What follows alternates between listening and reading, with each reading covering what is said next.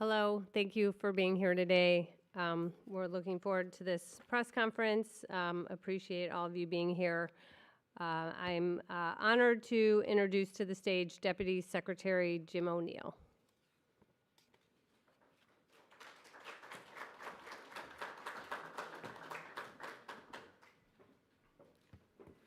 Thank you, Stephanie. HHS is honored to host today our friends in the Department of Justice. We look forward to collaborating with you over the next 4 years to make America healthy again. We're also honored to welcome Senator Mullen, who has been a wonderful friend of this department from the Health Committee. I've had the pleasure of working with many people on the frontier of innovation.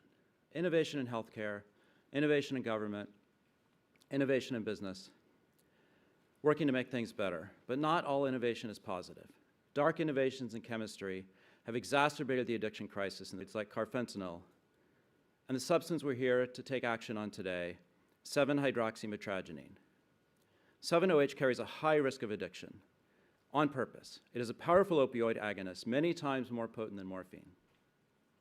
We've seen a disturbing rise in reports of overdoses, poisonings, and emergency room visits linked to products containing 7-OH. These substances are often sold online or in convenience stores with no quality control, no dosage control, and no warnings. This is a recipe for public health disaster. Young people, veterans, and people who suffer from chronic pain or addiction are being misled into thinking that these are safe alternatives. They're not.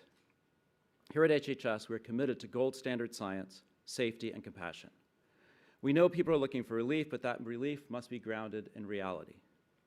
We owe it to the American people to act decisively, and that's what we're doing today, initiating a process to schedule 7-OH as an illicit substance. To share more, I'd like to welcome to the stage my good friend and colleague, the Commissioner of Food and Drugs, Dr. Marty Makary.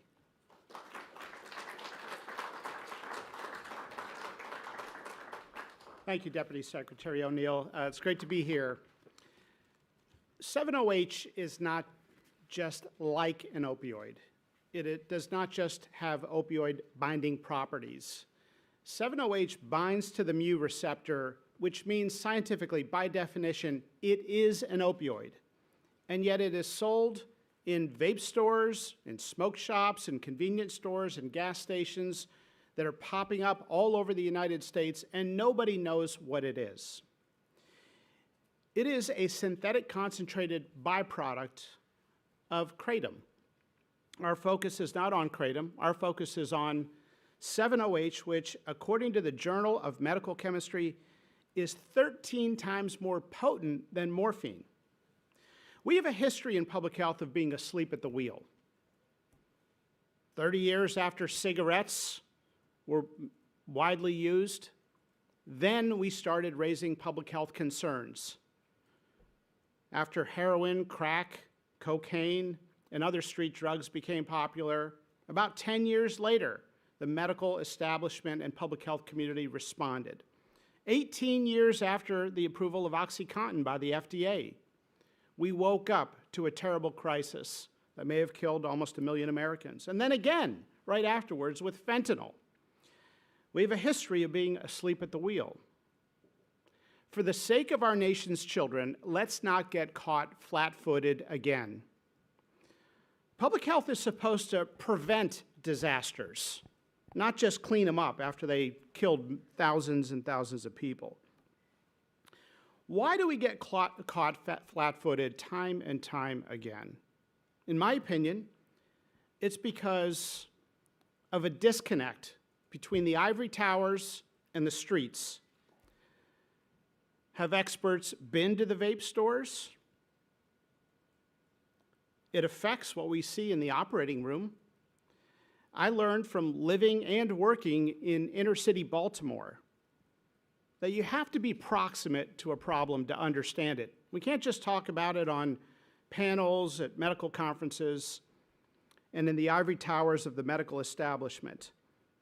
I saw on the streets of Baltimore how some of my patients that I would bump into switched from the prescription opioid that I would prescribe to heroin because they couldn't afford the copay. I've been surprised going to these vape stores at what I'm seeing. First of all, roughly 85% of the vape products are illegal vape products. We know that because the FDA publishes a list of legal vape products, and no cutesy, fruity flavor designed to appeal to children or a video game vape product device is legal or approved by the FDA. I've been surprised that the candies and gummies and drinks and ice cream cones. Here's one drink with 7-OH in it. There are other products that get added to drinks. Do we understand what 7-OH is at public health scale? Let's not get caught flat-footed again. We're not targeting the kratom leaf or ground-up kratom. We are targeting the concentrated synthetic byproduct that is an opioid. The Trump administration is deeply committed to preventing another wave of the opioid epidemic. And this is deeply personal for many people. It's deeply personal for the Secretary of Health and Human Services, who will share how at a young age he struggled with addiction. It's personal for a family friend, a good family with a good kid who is addicted, knows they're addicted, wants to stop their addiction, but can't stop. That story is going on all across the United States, and we don't have research or numbers or statistics on the scale of that problem. Let's not allow another wave of the opioid epidemic to catch us blindsided again. I've met some of these families. Let's be honest, there's also a lot we don't know. This may be the calm before the storm. It may be the tip of the iceberg, but let's be aggressive and proactive. Today, the FDA is announcing that we are initiating action to recommend scheduling of 7-OH as a controlled substance by the DEA. We are also releasing a report on 7-OH to educate the public, including the other names it goes by. And finally, we need to educate the public, including the medical community. I've talked to many doctors who don't know what 7-OH is. We need to be proactive so we don't get caught blindsided again. Thank you very much.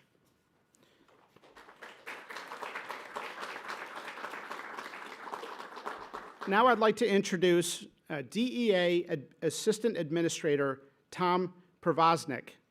Tom, if you could come up here. He leads the Diversion Control Program Office, and he's worked with HHS to uncover billions in healthcare fraud. Thank you, Tom.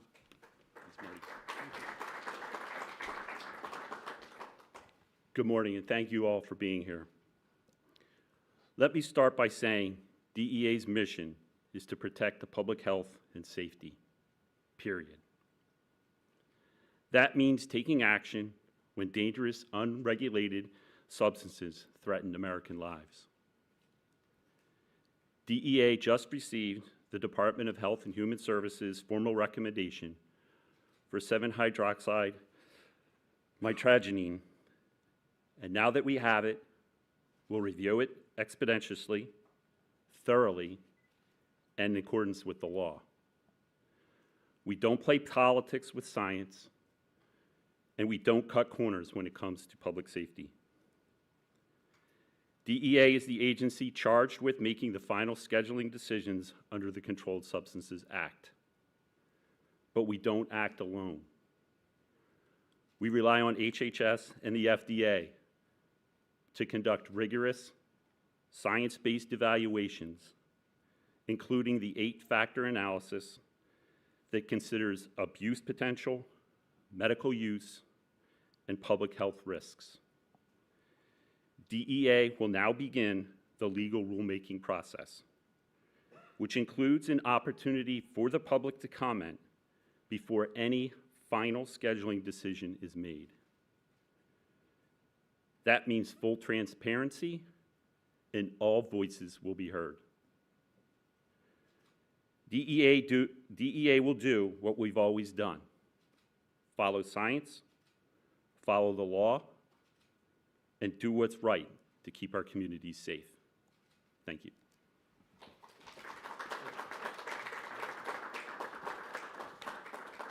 Thank you, Tom. One of the dangerous things about 7-OH is how much confusion it can cause. Many 7-OH products are marketed as kratom extracts or enhanced kratom. But in reality, they are the concentrated synthetic potent form that is an opioid. Our next speaker, Melody Wolf, Melody, come on up here, has experienced suffering looking for pain relief, and she's going to share a bit about her story and how the dangerous 7-OH product affected her life. Thank you, Melody.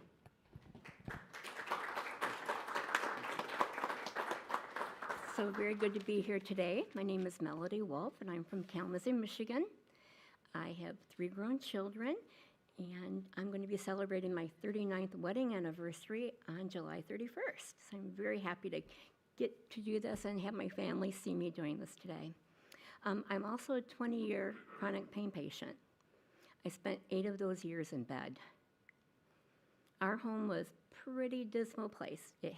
My kids had fans on in their rooms at night because they needed to sleep and they couldn't hear me crying in the downstairs.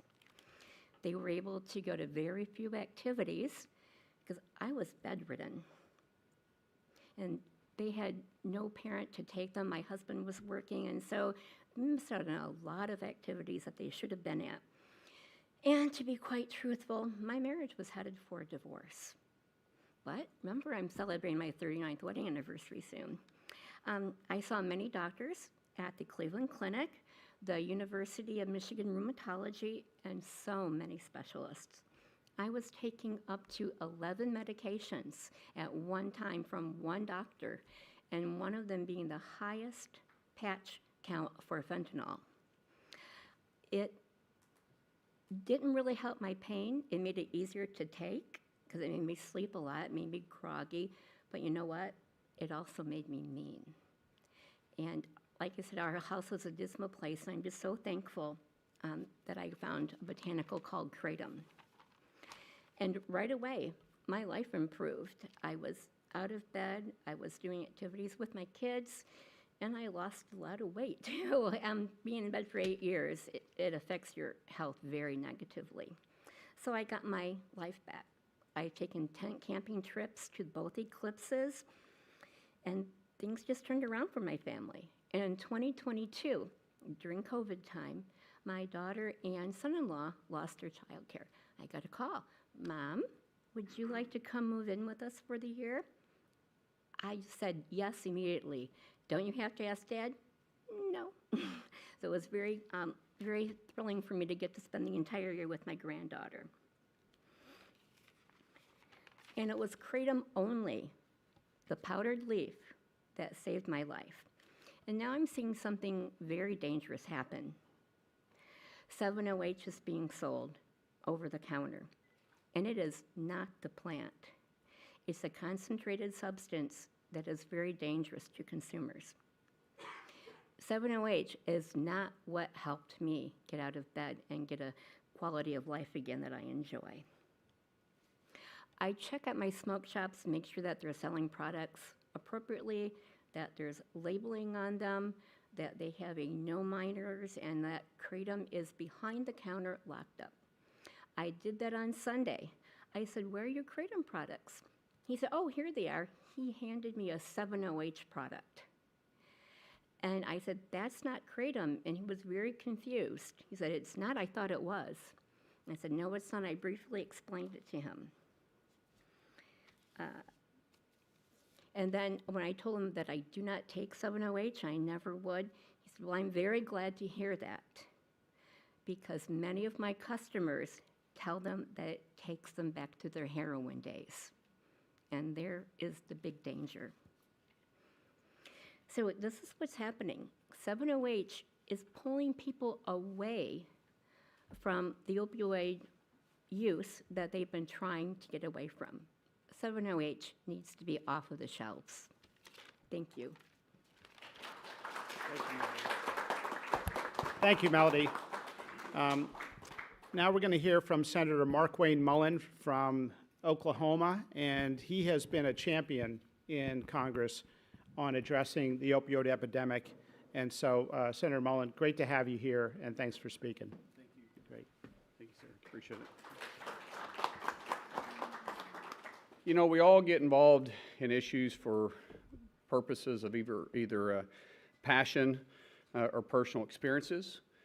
And with the opioid crisis or the drug epidemic we've had throughout the country, it's affected almost all of us, either directly or indirectly. For us, my wife and I, it's affected us directly. You know, unfortunately, we have family members that we love and we want to take care of. And if you've ever dealt with a family member that is struggling with drug use and you're the caregiver of that individual, they go missing for days. And you're worried about your phone ringing. You're afraid to be away from your phone. The phone rings at 2 o'clock in the morning, you pick it up because you're afraid to hear what you're worried about 24/7 is they found him dead. And typically it's, hey, I got arrested, I got in a fight, I'm in trouble, got stabbed, can you come get me? And the list goes on. And I could give you horror stories of all the phone calls that my wife and I received over the last 20 years. And then when someone goes and they go to rehab and you get out, and because my Lord, we've been to every rehab center you can imagine, and I'm sure some of you guys have experienced the same thing.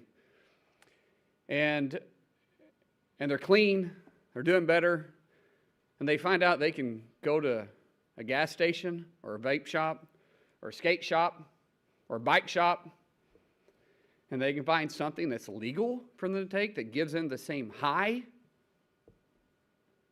and they can still pass drug tests even though they're on probation, and yet it's a road to the same addiction. And you see the pattern, you see it in their face, you see it in their eyes, you see it in their words, you see it in their behavior, and you're going, oh my gosh, here we go again. And you go get them drug tests and they're passing, you're going, what is going on? How can they pass this? What are you doing? I'm not doing anything. I'm not doing anything illegal. But you can read it because you've been with that loved one so long, you see it. And you're helpless. And once again, you know where the road is headed. And then honestly, those of our family members that we've struggled with addiction, when they actually get put in prison, it's probably the first night you actually sleep well. Because you know where they're at. You know you're not going to get that phone call. You don't like it, but you can breathe for the first time. And in our case, the person gets out after years in prison, and they find it in a drugstore again. And these individuals that are selling it know what they're doing. They know the individuals they're targeting. They know the loophole and selling it as a dietary substance. Well, they probably do lose weight, but not for the purpose that we would like them to. And now that industry has grown from nothing to over a $9 billion industry. More than even opioids that are selling on the street, which is at $5 billion a day. Because they justify it. It's legal. But it's an addiction that's ruining lives. It's an addiction that's truly killing people because it leads them down a road that sometimes they'll never recover from. And we've known this. And for the first time, we have a secretary that not only has a backbone to do something about it, but he does it because he has personal experience. He understands addiction better than probably any of us in this room. And it takes somebody like that understands the danger that this causes to stand up and push against this, I say, illegal industry, because they're using every loophole they possibly can. And once again, selling it as an energy drink or a dietary, but yet the packages look like it came off the shelf of a cereal box or a candy bar or one of their favorite Mountain Dew drinks. The list goes on. They know who they're targeting. And so, Secretary Kennedy, thank you for standing up and actually doing something about this. Because this isn't anything new. This has been around for years. But without your leadership, this would never happen. So, from my family and every single family that has dealt with this. God bless you, and thank you.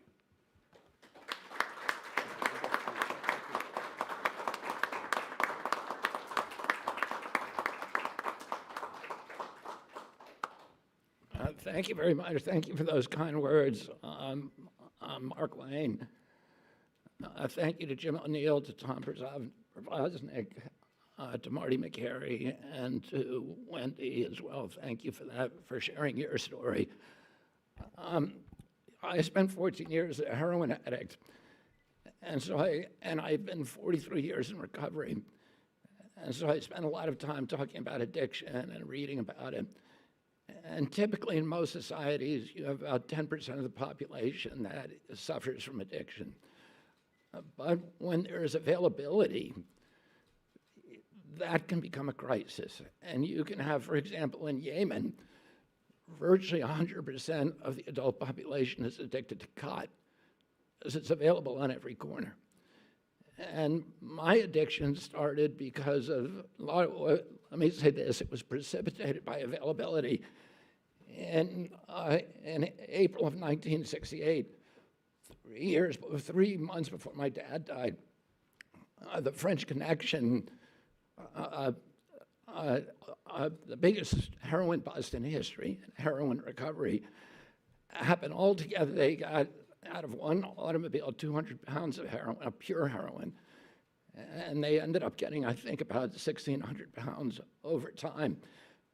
That heroin was then stolen from the evidence locker room in the Manhattan DA's office, and it was distributed on the streets of New York. And for several years, there was $2 heroin, so it was available in deuces. And there were people on every corner in Harlem, every corner in the Lower East Side, who were selling $2 heroin. And 72nd Street in Central Park, there were over 100 dealers selling it at that time. And you know, I had iron willpower in other parts of my life. I gave up candy for Lent when I was 13. I never ate candy again until I was in college. I gave up desserts for Lent the following year, and I never had another dessert till I was playing sports in college and trying to bulk up for sports. I felt I could do anything with my willpower, but this compulsion was absolutely impervious to my will. And part of the problem was just the availability. It was too easy to get this drug for me. And if you look at the waves of addiction that Marty talked about throughout history, they're all precipitated by availability. Morphine was invented in 1803. And during the 1880s and 1890s, there was an addiction crisis in this country. One, because of the availability of opium that was coming in through immigrant supply trains. And the other was there was a lot of Civil War veterans who had become addicted, and it was widely available. Cocaine was available in medicinal drinks and in popular drinks like Coca-Cola. And Congress, in response to that crisis, made heroin and cocaine illegal in 1914. And we had a break from it for many, many years. And then the drug culture began in the 1960s, where it was psychedelics, et cetera. But the real addiction crisis began after 1969, when that heroin became available. And you got a whole generation that was hooked on that. And then in 1970, Congress again acted to criminalize heroin possession. And we got a little bit of freedom until the 1980s, when there was the drug cartels in Mexico and elsewhere developed supply lanes through the Bahamas and Mexico that the DEA was not ready for at that time. There were huge surpluses of cocaine in our country, and the drug dealers figured out a way to market it very cheaply through a new form of cocaine called crack. And throughout the 80s and 90s, we had the crack crisis in our country because of the availability.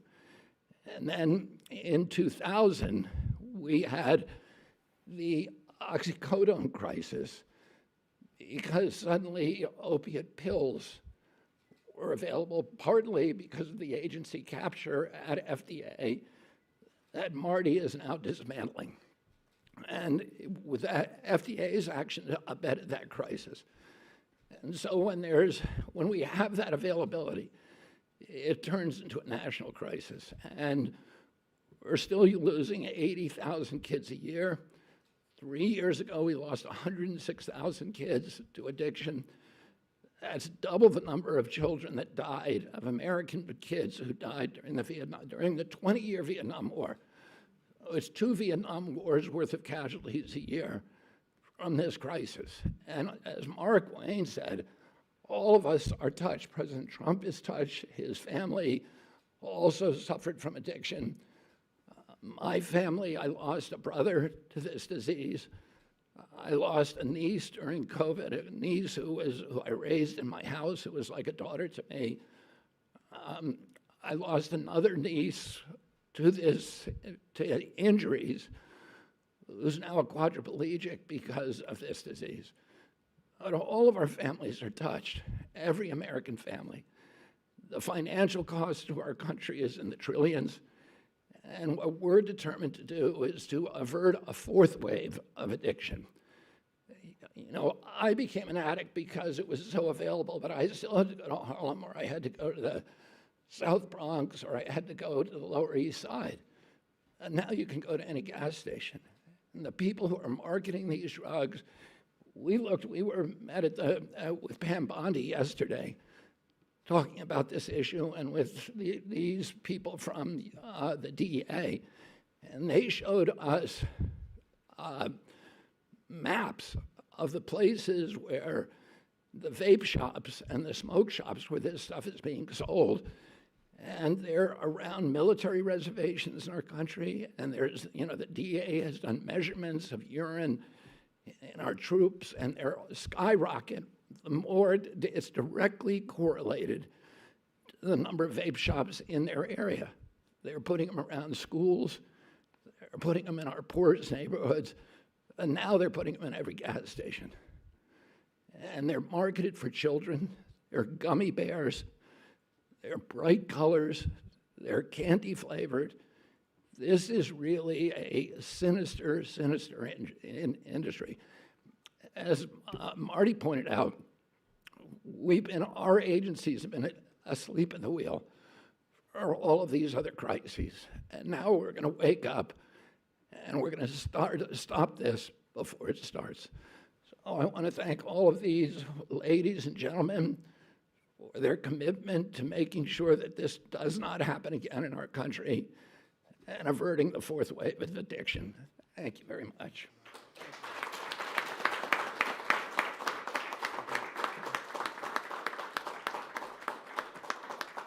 Thank you, Secretary Kennedy. We're now going to take questions from the press.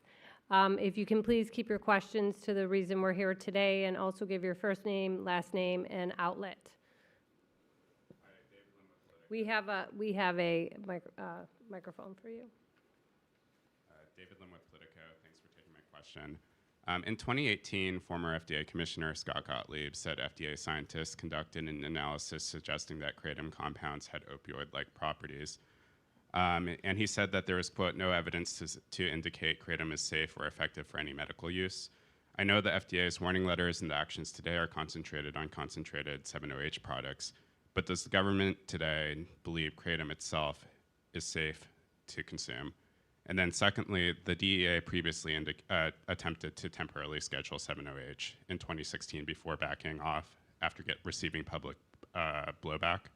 Is the Trump administration prepared to finalize the scheduling process, even if it receives similar concern now? So first of all, we're not prepared to say anything is 100% safe, especially when it has psychoactive properties. But what we are saying is that our focus is on synthetic concentrated kratom. And you point out a good point, and that is that if we talk about all 7-OH, then we're not distinguishing to the public the risk stratification of the synthetic concentrated from the trace amounts of 7-OH that naturally appear in the kratom leaf and have for centuries and have been used in teas and other things. So our scheduling recommendation will delineate trace amounts from synthetic concentrated amounts? Great question. Thank you.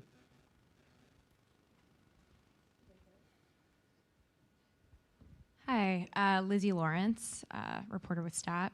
I'm curious how many, if there are any known cases there are of 7-OH being recorded as the sole cause of a fatal overdose. We have terrible statistics because if somebody comes in with 7-OH overdose, I'm not even sure a doctor would know to ask about 7-OH. Very few doctors I've spoken with know what's in these vape stores or know what 7-OH is. I've had to explain it to the dozen or so doctors I've talked to. So I think we're just starting to understand.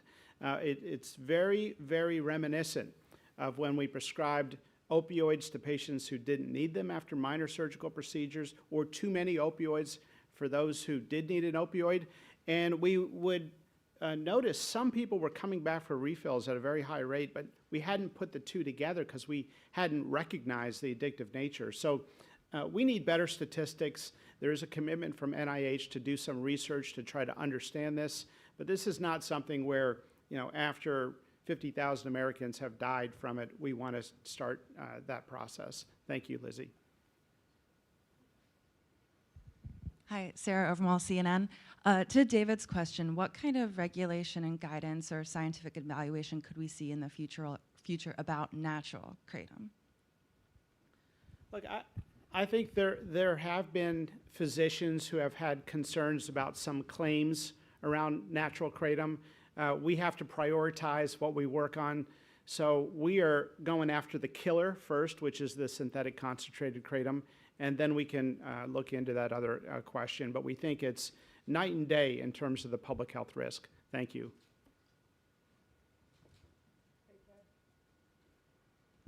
Hey, thank you. I'm Scott with CBS. You mentioned the doctors need to become more familiar with the danger here, and you've issued a letter, I think, today to doctors. But what, in fact, changes today? I'm sorry, are you issuing a new regulation? Are you going to do the scheduling? What actual change is HHS affecting today? Yeah, so great question. Thank you for that. So a couple things. One, we're issuing a report, an FDA report on 7-OH, explaining it. We are putting that out there. We are, and we'd love for you to let Americans know about that report so they can learn. It has both a deep science component and a section for lay people so they can understand the issue. We think every school board should be talking about this. We are, number two, issuing a letter today to the DEA to recommend scheduling above a concentration threshold as a controlled substance. Number three, we are sending a Dear Doctor letter to every physician in the United States warning them about this. And we're going to continue to try to educate the public. So a couple very definitive actions today. And of course, we announced a couple weeks ago that we have let distributors to the retail stores know that we have serious safety concerns and specified those concerns. Yeah.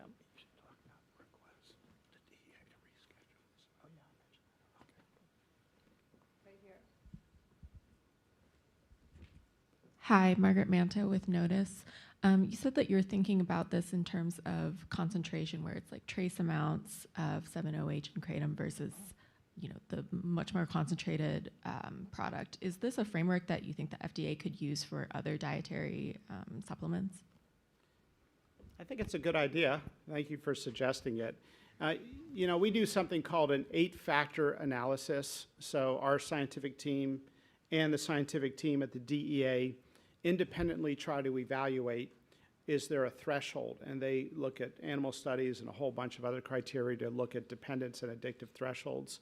So we have a threshold that is calculated in 2 different mathematical ways to try to distinguish what we're talking about with concentrated kratom from the trace amounts that appear in the kratom leaf. Thank you.